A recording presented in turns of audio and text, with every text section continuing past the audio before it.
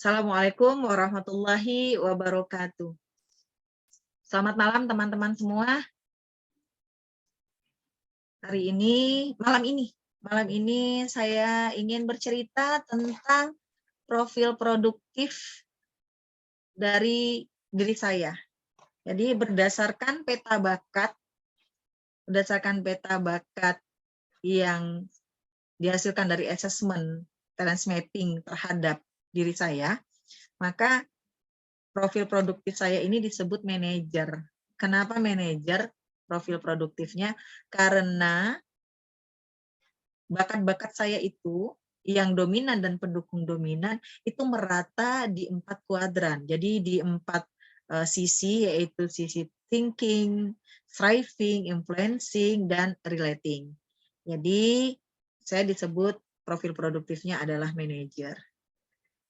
Jadi di dalam profil produktif ini memang saya menggunakan bakat yang dominan itu memang influencing ya. Influencing itu saya bagaimana memang untuk berkomunikasi adalah cara saya untuk mempengaruhi orang lain.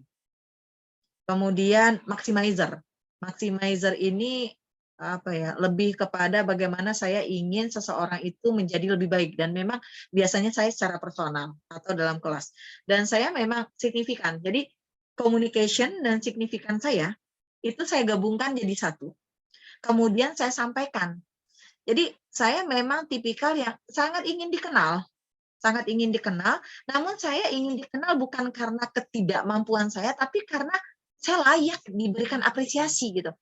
Sehingga saya ketika tampil, apakah tampil sebagai pembicara atau tampil dikenal orang, saya tidak ingin dikenal sebagai orang yang, si Eka mah misalnya ngomongnya gitu-gitu doang. Saya ingin dikenal bahwa apa yang saya sampaikan berkualitas gitu. Apa yang saya sampaikan itu memang ilmu gitu, walaupun sedikit gitu. Nah, saya ingin apa yang saya sampaikan bermanfaat, memang ilmu gitu. Jadi itu yang cara saya mempengaruhi orang lain. Jadi misalnya saya nih talent mapping gitu ya. Saya tuh pengen orang lain banyak tahu apa itu talent mapping, apa itu bakat, apa itu kekuatan. Bagaimana supaya orang itu sadar dengan bakatnya. Terus kalau sudah sadar dengan bakatnya, bagaimana gitu mengeksplornya seperti apa ketika dia ternyata tidak tahu atau tidak sadar dengan bakat ini. Jadi saya seperti ingin berlari untuk memberikan pengenalan kepada orang-orang di luar sana. Seperti itu. Nah, kemudian winning other over ya. Saya memang senang bertemu dengan orang baru, tapi dalam konteks pengajaran. Kan profesi saya dosen. Jadi ketika bertemu dengan mahasiswa baru, apakah mereka semester 1 atau semester 2 atau semester berapapun, yang jelas kelas itu adalah kelas baru pertama kali saya masuk, maka saya tuh senang. Jadi hawanya itu senang. Jadi sampai teman-teman, Bu Eka lagi mau kemana? Itu mau ke kelas yang baru, jadi mau tebar-tebar pesona dulu. Sampai seperti itu, saya pernah menyatakan seperti itu. Karena bagaimana cara saya masuk, bagaimana cara saya berkomunikasi, awalnya itu sangat menentukan bagaimana nantinya respon mereka terhadap saya, dan bagaimana pengajaran saya terhadap mereka nantinya. Karena mata kuliah saya rata-rata mata kuliah unggulan atau mata kuliah hitung-hitungan. Jadi saya ingin membuat kondisi itu nyaman dulu kelasnya. Nah, seperti itu. Kemudian di relating talents gitu, saya itu ada developer. Jadi saya itu ingin memang bagaimana mahasiswa itu atau orang lain itu maju dengan bakatnya masing-masing. Nah, seperti sekarang saya ngebimbing, ya nggak banyak, hanya 4 orang. Ketika saya tahu judul skripsi mereka apa, saya ingin bertanya dulu, yakin ini bisa mengerjakan sendiri? Nggak capek, nggak ngos-ngosan? Memang bisa? Oh bisa Bu. Oke, kalau bisa ini ya, kita belajar sama-sama, komunikasikan dengan saya apa kendalanya. Tapi kalau ada yang ini, saya sebenarnya berat Bu dengan judul ini, kenapa? Saya nggak terlalu paham. Oke, kita cari yang paham, tapi masih sejalan dengan panduan dari skripsi dari kampus. Jadi begitu. Jadi saya ingin bagaimana mahasiswa itu membuat sesuatu yang memang mereka pahami. Seperti itu. Kemudian connectedness saya. Jadi connectedness itu memang itu ke dalam kehidupan pribadi ya. connectedness saya kan nomor satu.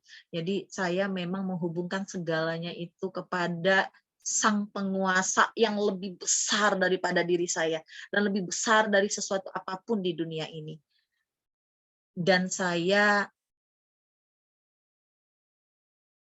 menganggap prinsip saya, keyakinan saya, tak ada yang terjadi di dunia ini melainkan itu karena Allah izinkan terjadi.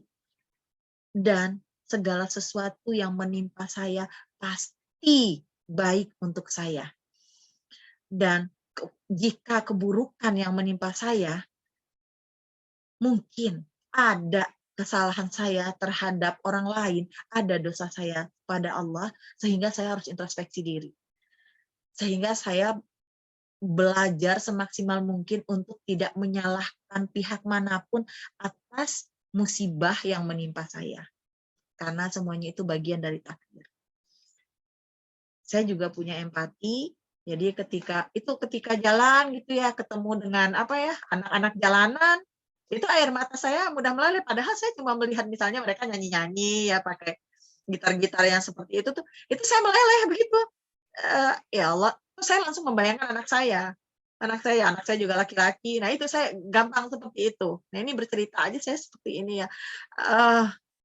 Bahkan saya pernah ketika anak-anak itu, ini saya malah ngasih buah gitu. Waktu itu saya beli jeruk gitu, saya kasih buah, timbang saya ngasih uang gitu. Dan saya senang misalnya waktu beberapa kali Ramadan itu, saya dengan teman-teman komunitas itu membagikan sembako gitu ke manusia gerobak kalau kita istilahnya ya, orang-orang yang tinggal di gerobak di sepanjang jalan di Jakarta ini gitu. Itu empati saya. Tapi saya juga baperan gitu. Namun alhamdulillah belakangan ini saya meminimalisir ketersinggungan saya karena sering tersinggung dengan ucapan orang lain, dengan sikap orang lain, itu membuat kita lelah. Jadi saya memilih untuk tidak mudah tersinggung gitu. Lagi pula mudah tersinggung itu bikin capek hati, capek pikiran, apalagi saya analitikalnya nomor 2 ya. Apa aja saya pikirkan gitu ya, apa aja saya pikirkan. Kemudian ya saya analitikalnya kuat. Jadi saya termasuk kalau bicara gibah itu saya termasuk boleh dibilang saya nggak terlalu suka ya. Bahkan saya tidak pernah nyaman ketika ada teman menceritakan teman lain, itu saya tidak nyaman gitu. Kalaupun saya ingin bercerita, saya bercerita tentang diri saya kepada teman yang memang menurut saya layak saya ceritakan. Saya tidak termasuk orang yang suka dikepoin gitu ya, kehidupan pribadi saya, kecuali saya bercerita. Jadi kalaupun ada yang bertanya, Bu Eka benar nggak? Tapi itu hal pribadi, biasanya saya tidak menjawab. Atau saya bilang begini aja, kepo banget sih lo gitu. Udah selesai gitu. Saya tidak mau urusan pribadi saya dikorek-korek oleh orang lain. Seperti itu. Dan hidup saya tidak dipengaruhi oleh lisan orang lain. Jadi hidup saya ketika saya memutuskan ini dan itu baik untuk saya dan itu sesuai dengan syariatnya, sudah saya jalankan. Apapun kata orang lain, tidak sampai ke kuping saya atau tidak bicara langsung dengan saya tidak perlu merespon. Seperti itu. Jadi bakat komen saya sudah banyak turun. Padahal saya komennya sempat nomor 4 waktu itu, sekarang jadi nomor 8. Seperti itu. Kemudian saya juga seorang yang responsibility. Jadi saya ini memang sangat bertanggung jawab dan komitmen saya jaga banget untuk kesepakatan yang telah saya buat dengan pihak-pihak lain dan saya berusaha menjaganya. Dan saya setia untuk hal itu. Jadi ketika saya sudah memutuskan satu hal, maka saya akan mempertahankan, menjaganya, jangan sampai rusak semaksimal kemampuan saya. Nah, saya juga mengatur, jadi dengan bakat komen dan arranger saya bisa mengatur orang lain, tapi ini lebih kepada profesi saya sebagai dosen, meskipun terkadang masuk ke dalam rumah tangga. Dan itu sebetulnya kan tidak boleh gitu ya. Bahwa yang mengatur itu bahwa istri itu posisinya bukan mengatur tapi diatur, seperti itu. Jadi saya juga restoratif, jadi kondisi-kondisi saya lebih restoratifnya bukan kepada barang-barang ya, tapi lebih kepada manusia. Jadi saya memang dekat dengan siswa-siswa yang bermasalah ketika saya pernah jadi guru waktu itu. Saya memang dekat dengan mereka dan memang saya berusaha mencarikan solusinya bagaimana siswa ini mendapatkan perlakuan yang baik dari sekolah, dan ketika bermasalah memang saya termasuk guru yang dimintai pendapat bagaimana solusi untuk siswa seperti ini. Ya, dan saya juga learner, saya pembelajar.